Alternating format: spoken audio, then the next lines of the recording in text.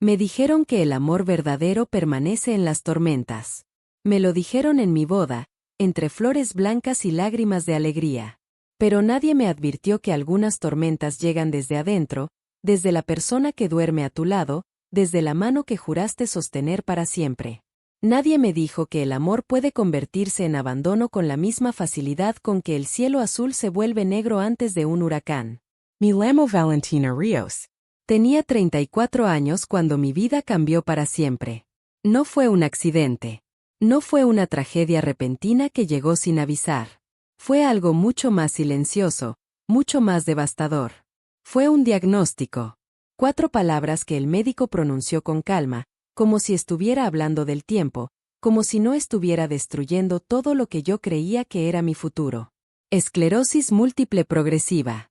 4 palabras que se clavaron en mi pecho como cuchillos de hielo y que cambiaron no solo mi cuerpo, sino también mi matrimonio, mi hogar, y la verdad sobre el hombre al que amé durante 11 años.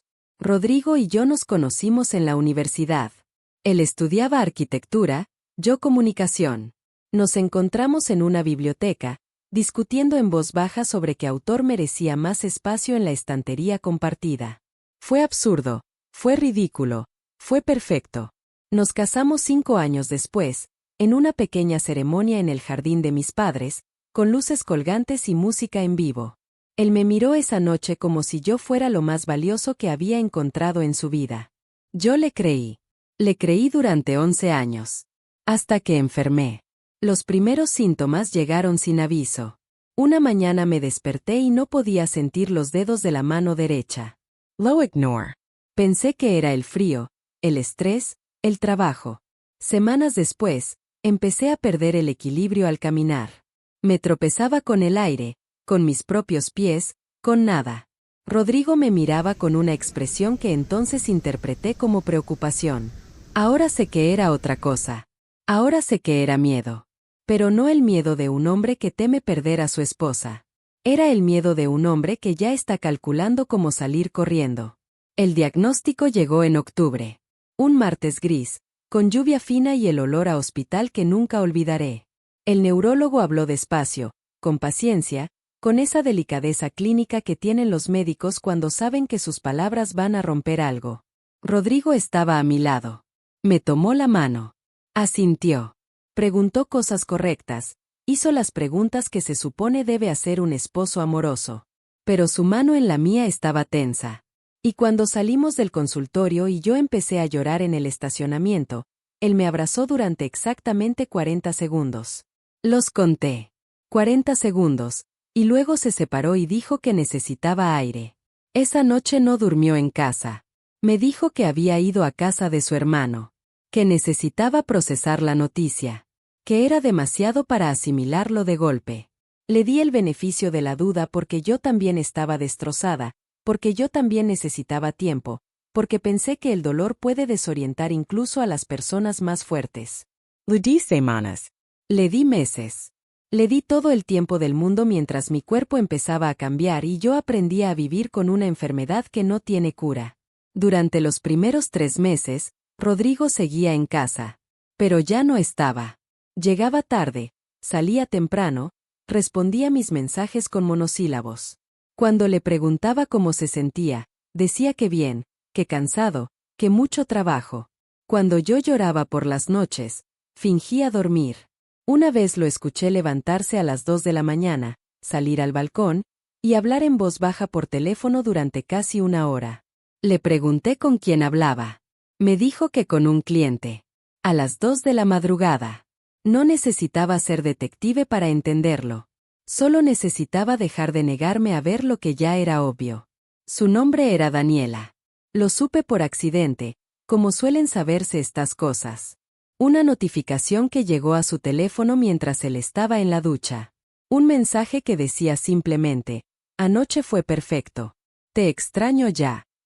Y una fotografía que no dejaba lugar a dudas.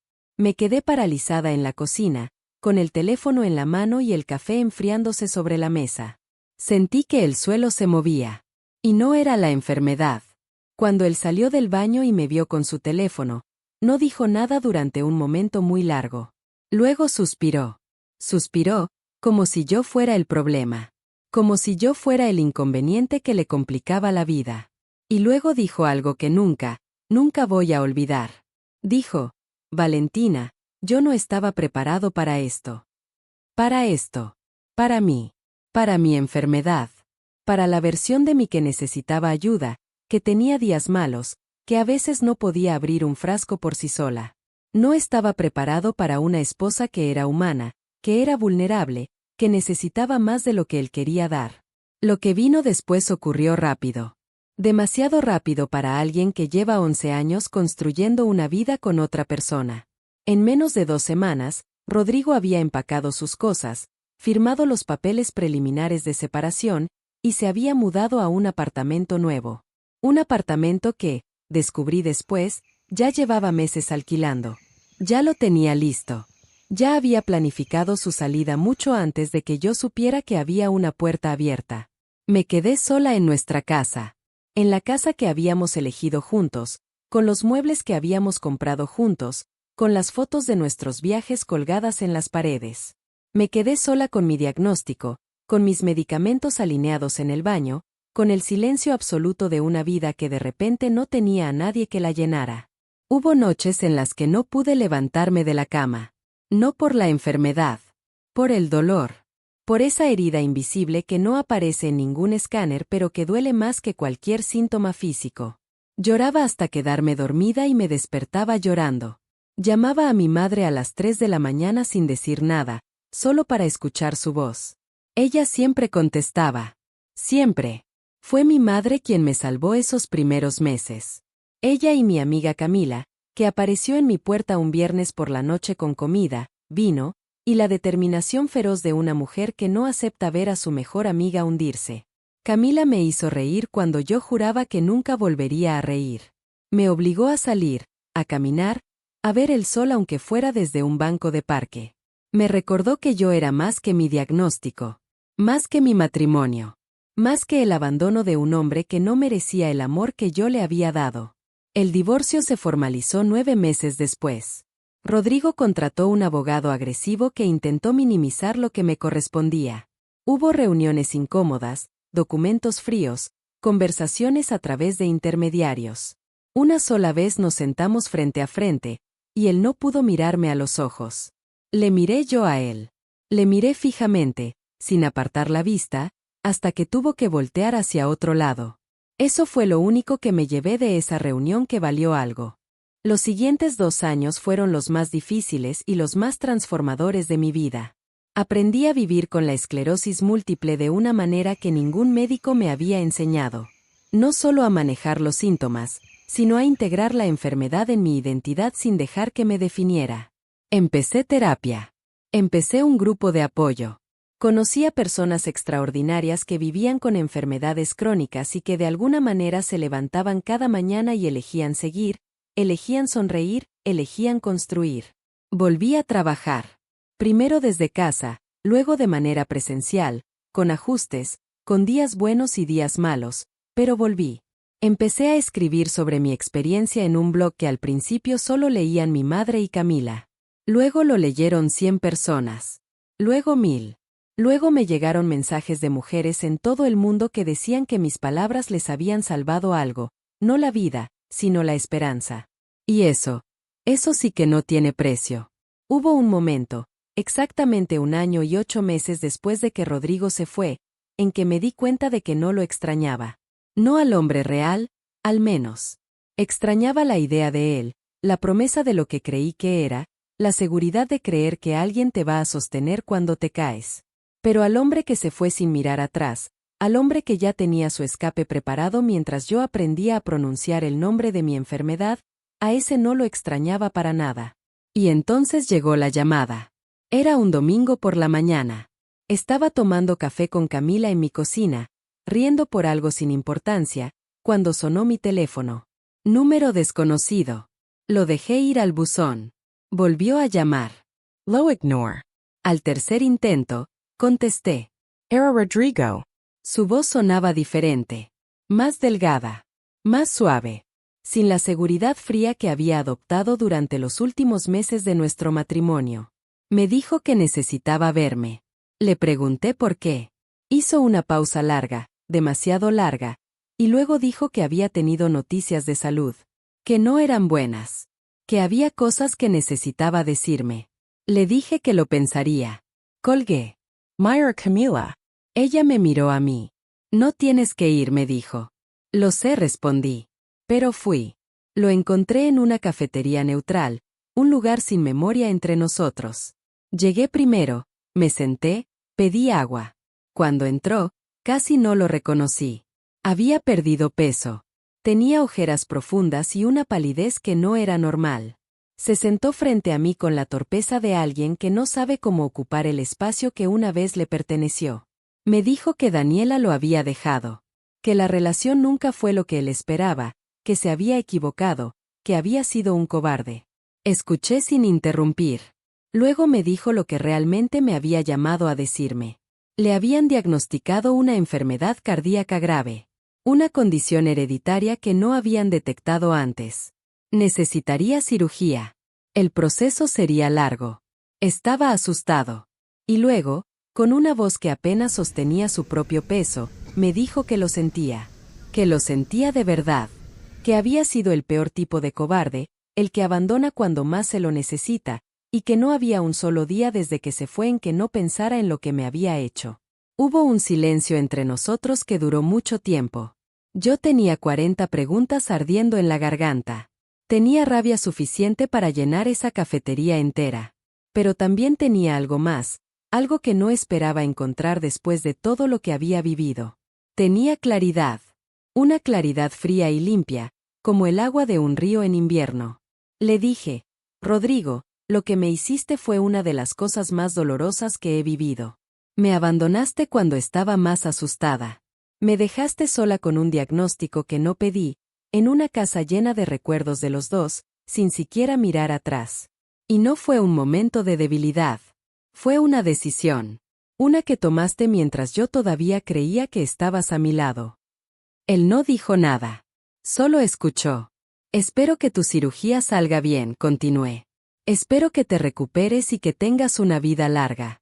Pero esa vida no va a incluirme. No porque te guarde rencor, sino porque aprendí algo mientras estabas fuera construyendo tu nueva vida. Aprendí que yo no necesito a nadie que tenga que pensarlo 2 veces antes de quedarse conmigo. Me levanté, dejé el dinero de mi agua sobre la mesa, y me fui. Caminé por la calle con el sol en la cara y algo extraño en el pecho. No era tristeza. No era rabia. Era algo que tardé unos minutos en identificar. Era alivio. Alivio profundo, definitivo, como cuando sueltas algo que llevabas cargando tanto tiempo que ya ni recordabas cómo era caminar sin ese peso. Esa noche llamé a mi madre y le conté todo. Ella escuchó, como siempre. Y cuando terminé, solo dijo, «Qué valiente eres, mi niña, qué valiente eres». Y lloré. Pero fueron lágrimas distintas. Fueron las lágrimas de alguien que ha cruzado al otro lado de algo muy oscuro y finalmente puede respirar. 3 meses después de ese encuentro, supe por personas en común que Rodrigo había tenido la cirugía. Que había salido bien. Que estaba en recuperación. Me alegré por él, de verdad, con la misma tranquilidad con la que uno desea bien a un extraño. Porque eso era ya lo que era para mí. Un extraño. Alguien que una vez conocí y que tomó decisiones que yo nunca habría tomado. Hoy tengo 38 años. Vivo en un apartamento pequeño con luz natural y plantas en todas las ventanas. Camila sigue siendo mi mejor amiga y mi ancla. Mi madre me llama cada mañana. Trabajo en comunicación para una organización que apoya a personas con enfermedades crónicas, y cada día siento que lo que viví tiene un propósito, que el dolor fue el precio de una transformación que no habría elegido pero que no cambiaría por nada. La esclerosis múltiple sigue siendo parte de mi vida. Hay días malos. Hay mañanas en que el cuerpo no responde como debería y hay que negociar con él, con paciencia, con amabilidad. Pero aprendí algo que ningún médico puede prescribir y que ningún esposo cobarde puede quitar. Aprendí que soy capaz. Que soy suficiente. Que el amor real no se va cuando llega la tormenta. Se queda. Se sienta a tu lado. Te sostiene sin que se lo pidas. Ese amor lo encontré en mi madre, en Camila, en las mujeres de mi grupo de apoyo, en los mensajes de desconocidas que leen mis palabras a las 3 de la mañana y sienten que alguien las entiende. Y también lo encontré en mí misma, que fue el descubrimiento más tardío y el más importante. Si estás leyendo esto y estás pasando por algo parecido, si alguien eligió irse en el momento en que más los necesitabas, quiero que sepas algo. Su partida dice todo sobre ellos y nada sobre tu valor. Nada. Las personas que se van cuando las cosas se ponen difíciles no eran las personas que pensabas que eran. Y su ausencia, aunque duele como nada en el mundo, también es una puerta que se abre hacia algo más verdadero. El día que Rodrigo me dijo que no estaba preparado para mi enfermedad, me rompió el corazón. Pero también, sin saberlo, me estaba liberando. Me estaba dando el regalo más cruel y más valioso de mi vida. Me estaba mostrando que podía estar sola y estar bien. Que podía estar sola y estar entera. Tardé tiempo en verlo así. No fue instantáneo. No fue una revelación repentina. Fue un proceso lento, doloroso, construido día a día, entre lágrimas y risas y recaídas y pequeñas victorias. Pero llegué. Llegué al otro lado. Y cuando él volvió, cuando regresó con su voz rota y sus disculpas tardías, yo ya era una persona diferente. Una que no necesitaba su arrepentimiento para estar bien. Una que ya había reconstruido lo que él creía haber destruido. Una que había aprendido que el amor propio no es un lujo ni un cliché de autoayuda. Es la única base sólida sobre la que vale la pena construir cualquier cosa. Rodrigo llegó tarde. No porque el reloj lo traicionara, sino porque él mismo se lo permitió. Eligió llegar tarde. Y yo elegí, con la misma libertad y la misma claridad, no esperarlo. Esa fue mi pequeña justicia. No dramática, no ruidosa, no vengativa. Solo definitiva. Solo mía. Y fue suficiente. Fue más que suficiente.